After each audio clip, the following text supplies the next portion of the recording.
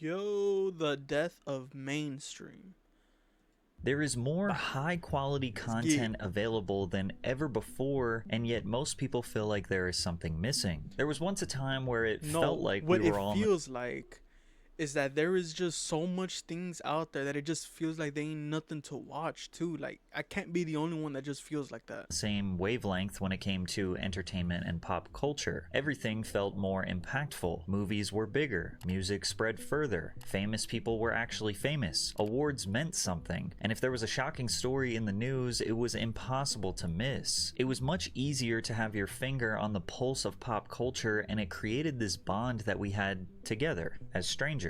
And we took it for granted, because now that that bond is gone, the world of entertainment, music, movies, shows, social media feels oversaturated, confusing, and dull. I bet most of you can relate to this. How many times these days does someone say to you, "Hey, did you hear about," or "Hey, did you see," and not only is your answer no, but Dude, I even be doing that. you literally have no idea what they are talking about. Life wasn't always like that. What we are missing today and for the past few years is a monoculture, which is essentially one culture that all Americans are connected to. Sometimes I even call it the death And of what's that? mainstream, because nothing really feels mainstream anymore. Every decade had their own version of monoculture that was seemingly Am I easily tripping? defined.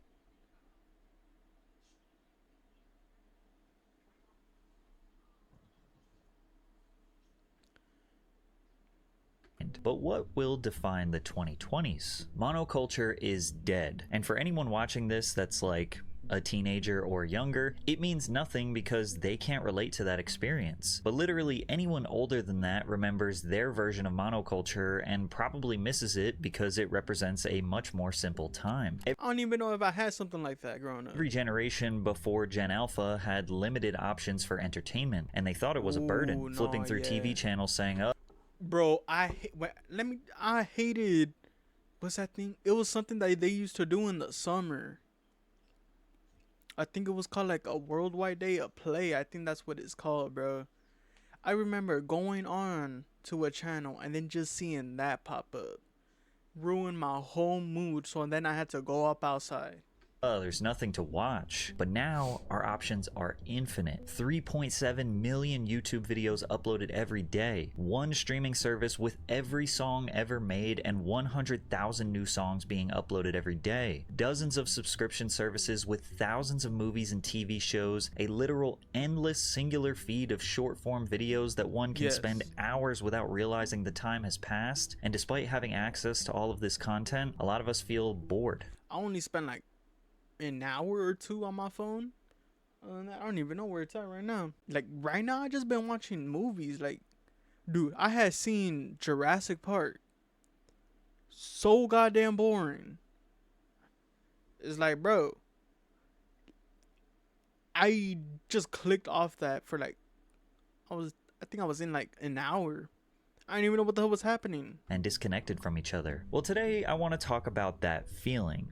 That feeling like something is missing. I believe it is tied to the death of monoculture. So let's dive into how we got here, where it went wrong, and actually why some of you might consider it to be a good thing. Entertainment has always evolved based on the available technology. The easier it is to consume, the less impactful it is. Movie theater ticket sales had their all-time peak in the US in 1946. Over That was the 90 all-time million weekly peak? admissions were recorded, which means that about 60% of the US population went to go see a movie that year. Now, were movies objectively better in 1946?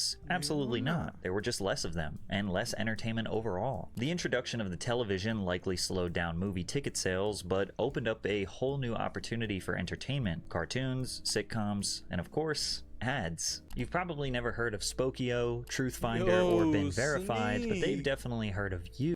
Your isn't stop them. So they are fucking dark.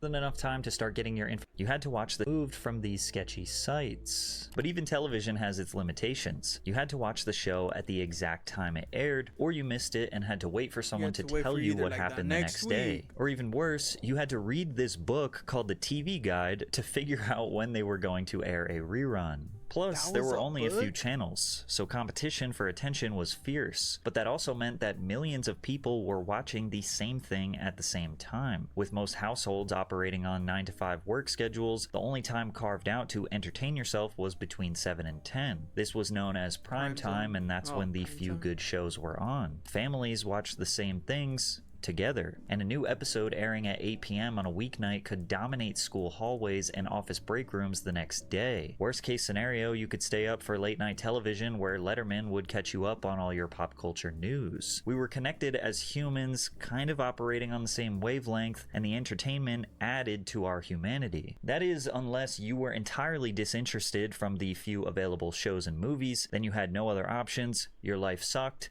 and you were looking for other forms of entertainment like heroin. But at least back then, it didn't Heroin. have fentanyl in it. But the way people consumed movies and television stayed relatively the same for decades. By the 1970s, 95% of households had a TV in it. Hold And then in the 80s and 90s, there was a massive uptick in available entertainment, like an entire TV channel dedicated to showing music videos, or an entire channel dedicated to showing cartoons. Yes, and all this, even as a kid, I've only even cycled for like 3 or 4 channels. And it was like 2 or 3 of them where I had to leave and go do something. And that was, I think, Cartoon Network and Nickelodeon, I think it was. No, yeah, it was Nickelodeon, I think. Or was it Disney Channel? Shit, I don't even know. But it was just those and the WWE channel. I don't even know what that is anymore. But even with more niche options, primetime shows still dominated pop culture, and Americans still felt a sense of togetherness through a somewhat limited availability. Is music not hitting the same anymore? Doesn't it feel like you used to have a connection with others based on a shared love for the same music? Well, music had a similar permeating connection to monoculture with a few key differences. For most of the 20th century, music was somewhat of a luxury. Today, for $15 a month, you can get access to every song ever made and 100,000 new ones uploaded daily. No. Don't even start with this, bro. I got like a couple songs that I can't even see on Spotify, bro. I don't even know what's up with that. And then to tell me that I have to go do a local files thing too on Spotify to get the songs I want on it. Like, bro, come on. Like, what's up? It's out here pulling songs I've had for years. And then I just go on Spotify, see all the ones that are just grayed out. And then what? $15 used to get you one album, and you had to take your happy ass to a record store and physically buy it. And if the album was in high enough demand, they might not actually have it. And that seems like a dumb thing to say, but in our modern culture, entertainment is never not available to you. These stores often had a strong sense of community and served as a gathering place for music fans. It wasn't unusual for artists to stop in and play mini concerts or sign albums before an appearance in a particular city. When people bought an album, they were now I don't even be seeing that a lot. I've only seen it once over by my area where they were just right there just having a little concert in front of a church chicken. That was the only time I seen some like performance coming out from here. That's at least like in a random location. I don't even know where the hell people be posted up and doing all that. Invested. They worked hard for that money. So to get the value back, they actually listened to the whole thing. They even tried to like the songs that they didn't initially like because they paid for it, which ultimately made them appreciate the artistry on a different depth. This uninterrupted focus on the music built a deeper connection from the fans to the artist. Fans had to imagine what their favorite musicians were like based on lyrics, a few interviews, and carefully staged photographs in magazines or posters on their wall. There was a mystique. Pop stars felt larger than life, almost like all that is just pretty much like anonymity? Is that what it is? Where like people would just have to like make assumptions of what you were doing, like, or what is it that people were actually up to. Characters, which is why people would pass out at the mere sight of Michael Jackson. Today we have countless interviews and endless access to all of their thoughts and opinions on social media. That mystery is gone. Artists are more accessible than ever. Oh my god, bro, don't even get me started with this shit, bro. He done called out the US saying that the UK got better rappers, lyricists, got better lyricists than the US. The Canadian ain't even put out for Canada, bro. He done showed out for the UK. and because of that, they feel less special. And since music was basically a luxury, most people didn't have tons of disposable income to buy every release they wanted to listen to, so they typically resorted to listening to the radio or watching MTV. You couldn't just search your favorite Guns N' Roses song and get that instant gratification. I remember You had to having turn a on flip MTV and through just wait for MTV, bro. I went through MTV to try to remember or to like get a gist on what songs are good. I went on one time MTV. I think it was like 6 or 7 in the morning just to hear music, and it would always be some like, I think like some, what was it would be some genre I didn't even know existed. it to come on, but in the meantime, you were consuming tons of other good songs that made you a more well-rounded music listener. And that was the same predicament for everyone. So at school dances, parties, or clubs, everyone felt connected because the songs that were being played were the ones that everyone had the same access to. A lot of club DJs today still mostly play music from the 2010s, and a lot of people wonder why they aren't playing more modern music. Like, are we all crippled by nostalgia? Well, not necessarily, but when you play music from the 2010s, you can kind of guarantee that everyone in the club is going to know those songs. Whereas today, everyone just listens to vastly different music. What's considered extremely popular and mainstream to you might literally not be considered extremely popular and mainstream to the person next to you. Today, we have unlimited. And I got that.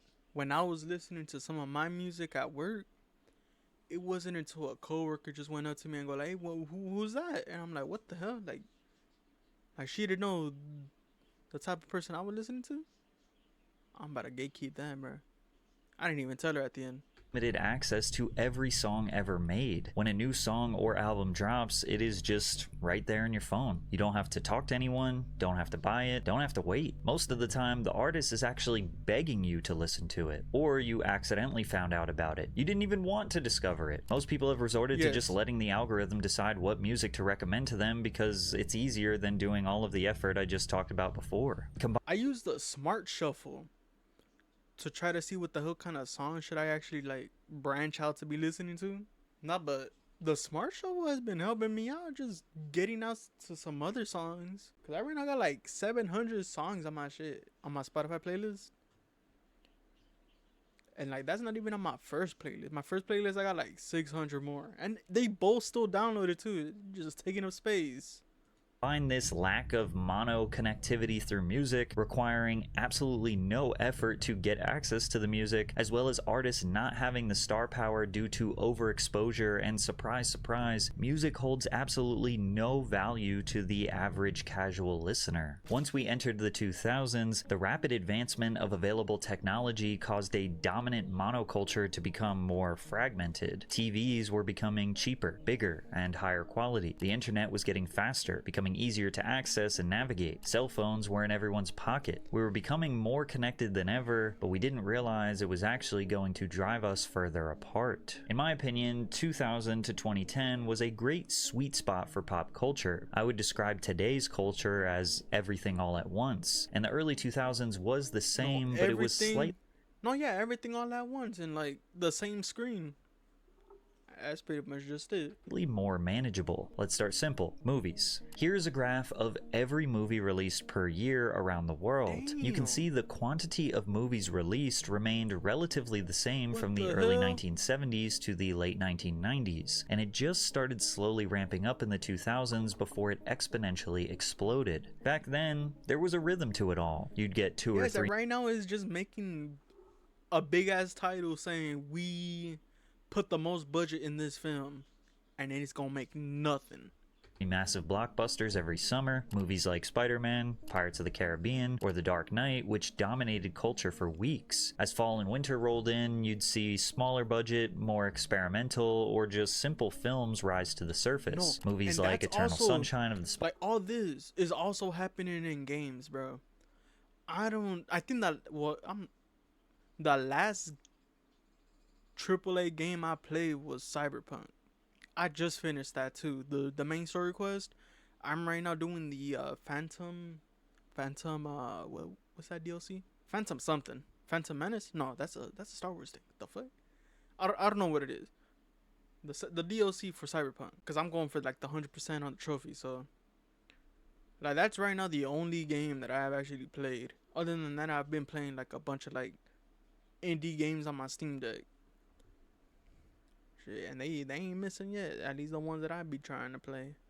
Spotless Mind, They Little Miss ain't missing, bro. Sunshine, Juno, and Requiem for a Dream. Everyone They kind of knew popping what off. was coming and when it was coming, and that predictability created a shared sense of anticipation. Even smaller budget films had a shot at becoming massive, and the reason they had a shot was because people actually went to the theaters. Our last peak in movie theater ticket sales was in 2002 when 1.5 billion tickets were sold. But even if you didn't go to the theater, we had these really cool things called 2002. DVDs, where you could buy the movie that you missed and watch it at home. And if you didn't want to commit to buying it, no worries. You could rent the film for a few bucks by going to this magical place called Blockbuster. This is a store where you could essentially I've only went into a place like this one time. After that, I don't know what happened to that place. I'm not even gonna lie. I think that whole place was a front, cause there was no indicator of what it was actually was like. I don't remember there being movies in there. I don't need like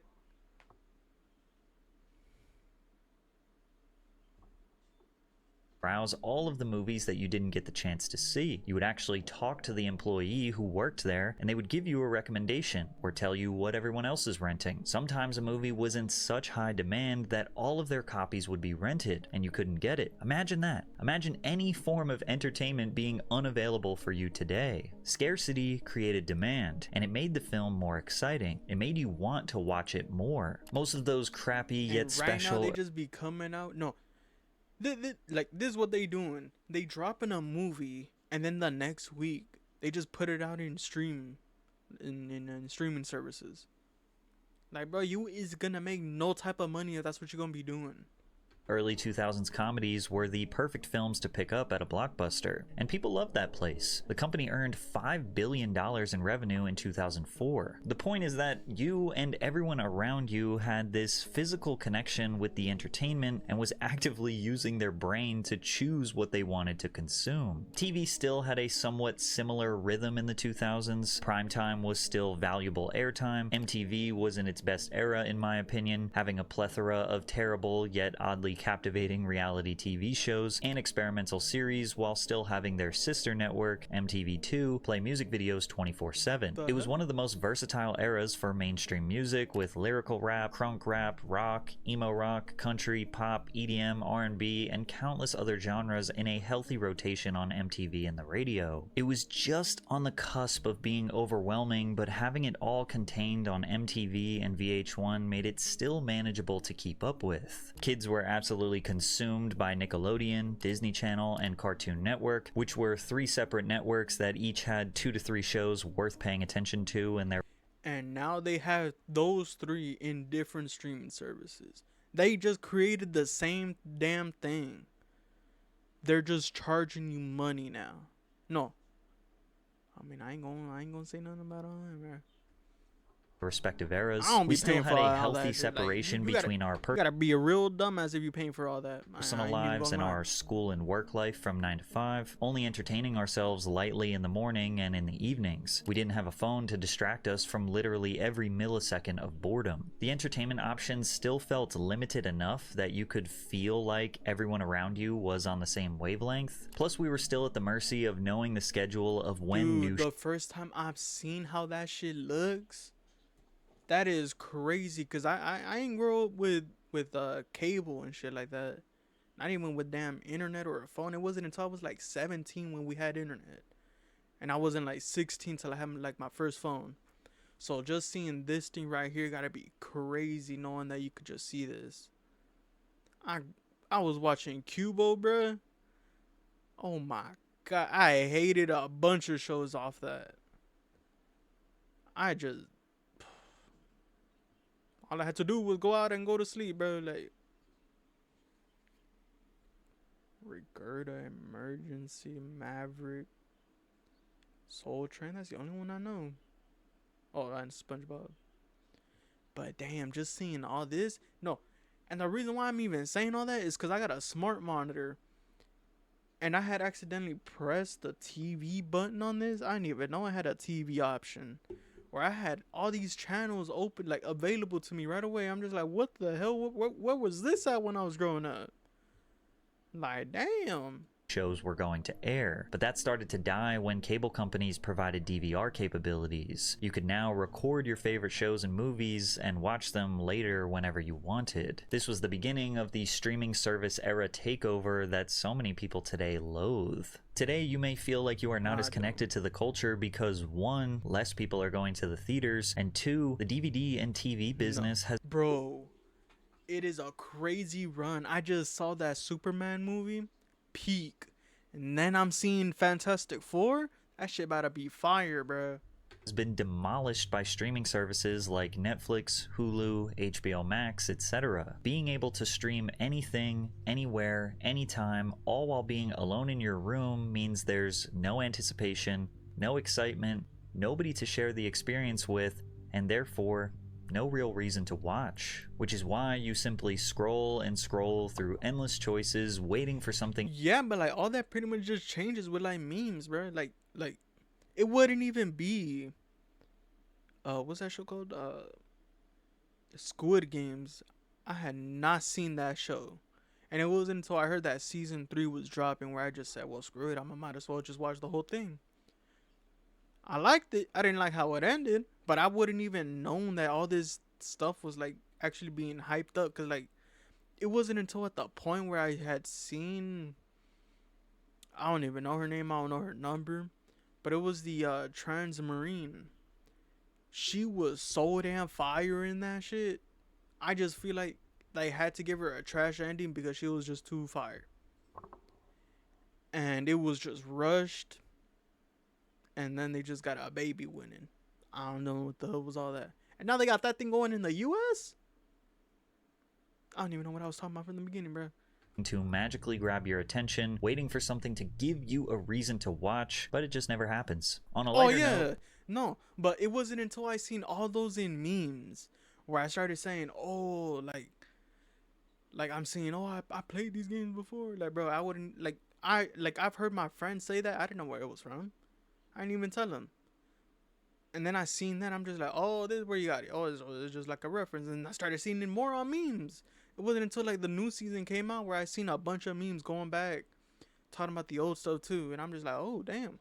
So this is what people was talking about? every now and again, we do have a monoculture moment. I think back to the Barbie movie where girls were excited to dress in all pink and drag their boyfriends to the theaters, only for the guys to immediately after drag their girls to see Oppenheimer, where I'm assuming many of them fell asleep. I think back to Squid Games, where it felt like everyone and their mother was blindsided by this dystopian critique of capitalism disguised as a up game show. As far as films go, it feels like it's only every couple of years where there is a moment that we are all in sync, when it used to be literally all year, every year. I can't even remember the last time music had a monoculture moment. I mean, sure, bro, the beef radio is still kind of relevant. The TikTok made what is that?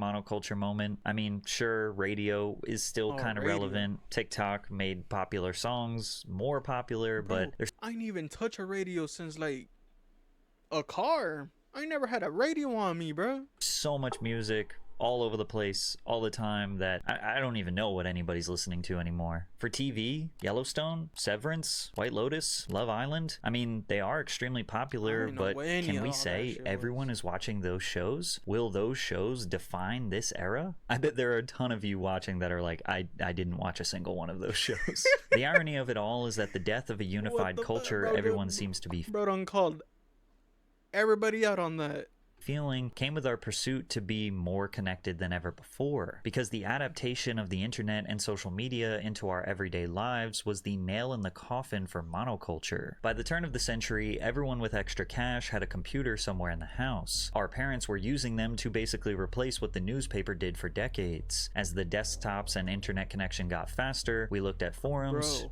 when I'm hearing my dad come to me and tell me stuff that he sees on TikTok, and he says, oh, people are saying that this is happening, I'm like, bro, don't be on TikTok getting your news, bro. Like, that shit catered to, like, whatever the hell you trying to hear. It's like, damn, bro. Like, I just be going on separate stuff, trying to get on different things. Chatted through AOL Instant Messenger, played simple flash games on Oh my Newgrounds, and god, even bro. bid on Flash random games. antiques from eBay. Being connected to random people all over the world was beautiful. You were no longer limited to the thoughts, beliefs, and interests of those in your geographical location. The internet was still somewhat difficult to navigate. You know, there was a time when Google didn't have all the answers. You had to check other search engines like Yahoo and my favorite, Ask Jeeves, to find what you were looking for. Videos would take forever to load, the quality was often terrible, and sometimes just straight up didn't work. Using the internet kind of felt like exploring uncharted land. That friction, scarcity, and lack of instant gratification was what made it special. It was worth working for. Today, we just expect things to work. We demand convenience, and we are willing to give up our human autonomy for it. Initially, the entertainment industry as a whole saw the internet as a threat because of piracy. Suddenly, millions of people could download movies, music, and TV shows for free through networks like Napster, LimeWire, and torrent sites, completely bypassing traditional revenue models. Studios, labels, and networks feared the collapse of their business structures, as physical sales and TV deals were at the risk of being replaced. The internet stripped them of control, and for the first time, the consumer had the power to access content without paying a cent. From the consumer's perspective, the logic was simple. Why pay for something when you can get it for free instantly? Piracy wasn't just about being cheap, it was about convenience. Buying a CD or DVD meant going to a store, spending 10 to 20 bucks, and hoping you'd like the full. And I had already put up another video talking about that whole thing. They already know my stance. For the 2 people watching all that, they already know my stance on that. Album or movie. Then again, people didn't realize the nuanced value of the additional human experiences they got while consuming entertainment. All that driving to the store. All I gotta say is if buying that shit don't mean owning, bro. Pirating that shit don't mean that you gonna be stealing that shit. Talking to people, limited inventory, sitting on a sticky theater seat, that was all just considered to be an inconvenient cost to getting what you wanted. But you couldn't argue against the value that the internet brought to individuals. It gave everyone a voice, a platform, and endless options tailored exactly to their preferences. And that ramped up significantly in 2003 when MySpace became the first widely accepted platform for social media. By 2005, the platform had around 300 million users and had an estimated valuation of over $10 billion. The platform allowed people to share their personal passions and stories as individuals. If nobody in your real life aligned. What the hell? That was the layout? You could have a video in your profile? You could have music in your profile, bro. What? Oh, nah, bro. What? I need to bring this back, bro. You could put a video here and you could put a music that you want. I'm assuming all this is going to be playing when somebody taps on your profile. That's crazy. That's crazy as hell. Their personal passions and stories as individuals. If nobody in your real life aligned with your interests, you would be able to find a community of like-minded people online. People started calling random strangers on the internet their friends. They became invested in their lives, wanting to know what they were doing in their geographical location. Your connection to random people around the world started to make you disconnected from those physically around you. Slowly, the digital world began to feel more important than the physical one. As platforms evolved, first with Facebook, then Instagram, and eventually TikTok, the focus shifted even further away from a shared experience and towards personal branding. Algorithms were designed not to connect people as a whole, but to keep you personally engaged, feeding you content you already agreed with or found entertaining. The internet became less of a town square and more of an echo chamber, reflecting only your own tastes, beliefs, and biases back at you, just so you wouldn't click off the app. Social media stopped being about community and became a stage where everyone was the main character of their own story. It made individuals feel more powerful than ever, which could be considered a good thing, but it also created a cultural landscape more narcissistic, divisive, and isolated than any era in history. So the reason why movies, TV, YouTube, social media, and literally all other forms of entertainment don't feel the same is a combination of really complicated nuances. However, with a shift in mentality, you could look at all of this as a good thing. If you are a strong-minded individual, Bright as introverted, or hell, just bro. someone who doesn't really care about a sense of community and those around you, you are in the golden ages. For decades, if you didn't fit into the narrow lens of what the mainstream deemed valuable, if you didn't like the biggest pop star, or wear the right clothes, or relate to the 5 TV shows everyone else watched, you were invisible. You had nowhere to go. You were the weird kid, the quiet one, the one who didn't belong. But Damn. now the internet gives you infinite options to find belonging, and literally any interest you may have, no matter how unique it is, chances are there is a niche community Yeah, where there's gonna be someone a like group of you people isn't on just anything. accepted, you're celebrated. Dude, I'm Do dead you ass like right now in a small ass place.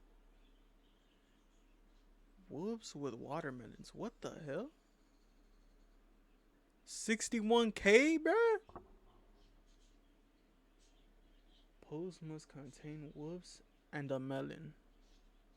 Bruh, that's the #1 rule.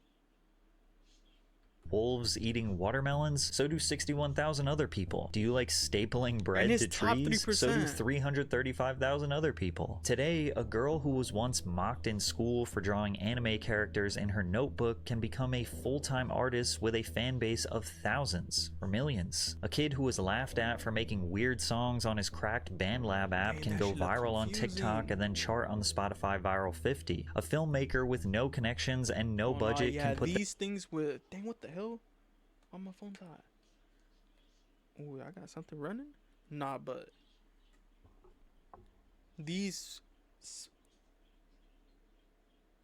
Yeah, I'm just play, bro. This shit getting hot. But these small indie developers, bro, or film developers, they be dropping some fire ass shorts too. their short film on YouTube and have it resonate with millions of people around the world. These stories were impossible in the monoculture era because the gatekeepers decided what was and what wasn't. Before the internet, independence was next to impossible, and today the gatekeepers have less power than ever. So maybe entertainment feels more chaotic, more overwhelming, and less special. Maybe we are no longer all connected under a simple, easy to navigate monoculture, but there is more opportunity than ever for a small independent creator to get a taste of that success. And for consumers, if you know what your interests are and do not let algorithms decide what you want to watch, and are willing to do the tedious task to actively get outside of the echo chamber that these algorithms are trying to hold you in, and find that Yeah, one they just trying to keep you right there in the same spot that you've actually just been looking at, bro. Like, it took me so damn long. No, I'm gonna start from the start. I went and clicked on a random video talking about a random as either a manga or a manhwa, and it was like 2-3 hours long. I put that shit in like 1 point something speed, and now I'm watching hundreds of videos of those, bro. I had to find a way to just get those things out of my damn algorithm. I made a playlist just dedicated to that. Whenever I see something interesting, put it in the playlist. Now I just do leave it in when I'm about to sleep, bro. Cause I used to watch this throughout the day, and I'm just like, damn, bro, like, I gotta get something else to do. quality YouTuber or that one underrated Hulu series, then you are probably completely fine with today's entertainment climate. Build your own world. Who cares about community? This is your life. Now, I personally go back and forth on my feelings towards the death of monoculture. I don't personally feel drowned out in content. Since I have terrible movie and TV taste, I will watch just about anything as long as there is a decent premise for the plot. As far as music, I will watch anything as long as if it's either trying to be funny. No. If it's so bad that it's good, and if it's just funny, bro. Like, if it's funny bad, bro, like, I'll just watch anything too. Like Sharknado, bro. I've seen Cocaine Bear. Probably like Twister. I think it's called Twister. The one with the no, that's Sharknado, bro. goes, I am totally willing to put in the grind to find my new favorite artist, and I'm actually one of those annoying people who kind of starts to dislike someone when they get more famous. So I Yes. actively look for underrated talent, and Spotify and social media makes that a million times easier and more convenient. But at the same time, I do miss that sense of monoculture. I play a lot Like, that's why I ain't even been watching any of these popular shows. like I said, it wasn't until recent where I was watching Squid Games. I was like that with all these other popular shows. I didn't do that with One Piece. I didn't do that with Naruto. A lot of golf, and when I meet new people, I've had countless conversations that lead nowhere because we have absolutely nothing in common due to being stuck in totally different algorithmic echo chambers. Sometimes the golfers don't even watch golf, so I'm just like, how's the weather? And obviously, I'm a creator, so I'm benefiting from a system that was created for me to succeed. And because of my. And dude, that is also how I am in my workplace, bro. There is so much old people there. Like it's just hard and impossible for me to try to making connections to people like that. Feelings going back and forth, my channel is somewhat a reflection of the lack of and yearning for an entertainment monoculture. My YouTube channel is kind of like a 2000s MTV inspired hodgepodge of modern pop culture. Firstly, I'm reliable, posting every Monday at 3:15 p.m. Eastern Standard Time. And every week, we talk about something pop culture related. Sometimes it's music, sometimes it's film, sometimes it's internet personalities, sometimes it's a comedian, action sports star, politics. The modern YouTube algorithm wants you to keep making the same video over and over with the same thumbnails and dominate one specific niche, which is why you see so many successful channels being repetitive, because that is literally what works. I try to keep a balance. And because of that, some videos get more views than others, some videos bomb, but I hope you enjoy me keeping that old early 2000s variety. You can come to my channel to keep you updated with modern pop culture and feel some tiny slice of that monoculture we all used to love. Also, this was kind of a different style of video for my channel. I usually stick to documentaries that are objective and fact-based, but recently, I've just kind of been wanting to switch it up a little bit. So I'll be looking at the comments to see what you guys think about this more conceptual or think piece rant type of video. So let me know what you think. Thanks for watching. Fire video. I'm just wondering if he's gonna be like getting into. Did he mention games? I don't even know if he mentioned games. Like, there's a lot of stuff happening in games that he could just be going out, just doing some research, and then talking about it. Nah, but this is a fire vid. If he trying to do some other stuff too, like, that shit was fire. All right, peace out.